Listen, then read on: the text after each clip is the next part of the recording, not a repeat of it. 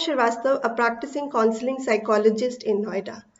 First of all, thank you to all my viewers who have been viewing my video and commenting on it. I'm really thankful to all of them. Now, in this video, I'm going to focus or I'm going to share with you about hyperactivity in a child. वो क्या होती है, कैसे दिखती है और किस तरीके से हमें उसको हैंडल करना है.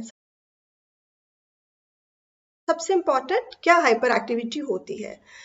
Generally in my clinic, people come and share.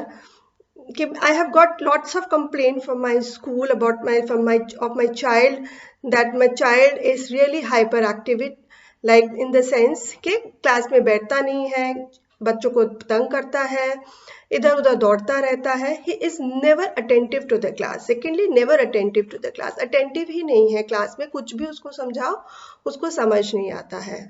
And my child is not able to write. अगर होमवर्क मिलता है, चाहे क्लास वर्क मिलता है, स्कूल की टीचर्स कंप्लेन कर रही हैं, वो राइटिंग नहीं अच्छी कर पा रहा है या लिख नहीं पा रहा है, या बहुत स्लो हैंड राइटिंग है और बहुत ज़्यादा इम्पल्सिविटी रहती है, एकदम से रेस्टलेसनेस फीलिंग रहती है.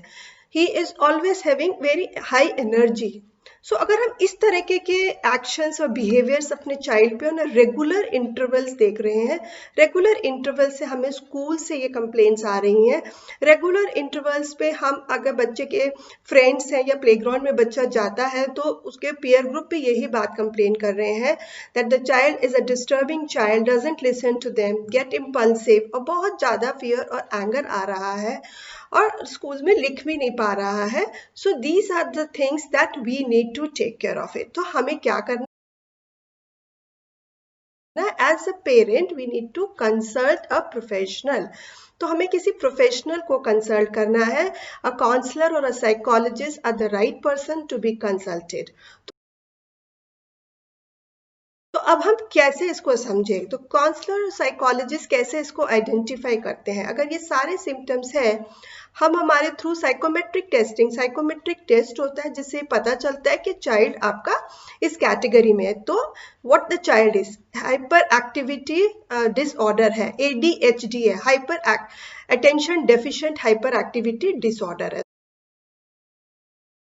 तो ADHD अगर डिसऑर्डर है तो बच्चों में 3 तरह के इंपॉर्टेंट चीजें पाई जाती हैं. नंबर 1 इज दैट वो बहुत हाइपर एक्टिव है, जैसे मैंने पहले एग्जांपल दिया, बहुत हाइपर एक्टिव है, रेस्टलेस है, बैठ नहीं रहा है, बात नहीं कर रहा है और बहुत ज्यादा बच्चों को परेशान कर रहा है या पीयर ग्रुप्स को बहुत तंग कर रहा है. This is what is N hyper activity.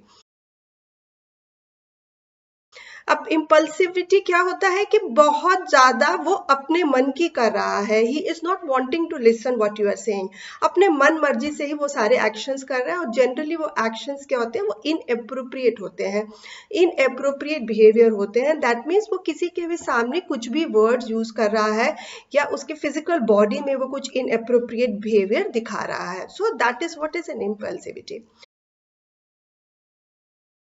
इनअटेंशन क्या होता है, इनअटेंशन मीन्स के उसको बिल्कुल वो ध्यान नहीं दे रहा है कि आप उसको कैसे इंस्ट्रक्शंस दे रहे हैं. आप उसको इंस्ट्रक्शंस दे रहे हैं बट वो कुछ फॉलो नहीं कर रहा है.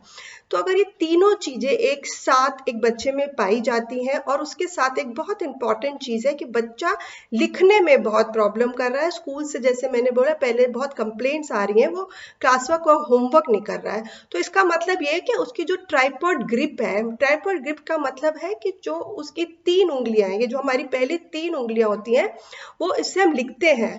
बट बच्चे जब अगर ADHD है तो उसकी इस तीनों उंगलियों में कुछ प्रॉब्लम है, ब्रेन डेवलपमेंट में कुछ इशू है, इसी वजह से वो लिख नहीं पा रहा है. और जनरली ADHD पेरेंट्स आते हैं और कुछ लोग इसको इग्नोर करते हैं और कहते हैं कि हम भी तो ऐसे थे, मतलब as a child, as a father says that as a child even I was the same, or maybe a mother says I was the same. So please do not ignore this. Maybe you were the same. It is for that reason I have to say that ADHD कोई wrong parenting की वजह से नहीं होता है. ADHD generally is a neurological and a genetic disorder. ये neurological और genetic disorder है. अभी हम हमने देखा बहुत सारी weaknesses in an ADHD child, but I want to emphasize the positives of an ADHD child. तो positives भी हैं ADHD child के. Generally these children are having a high intelligence level. इनका IQ generally high होता है.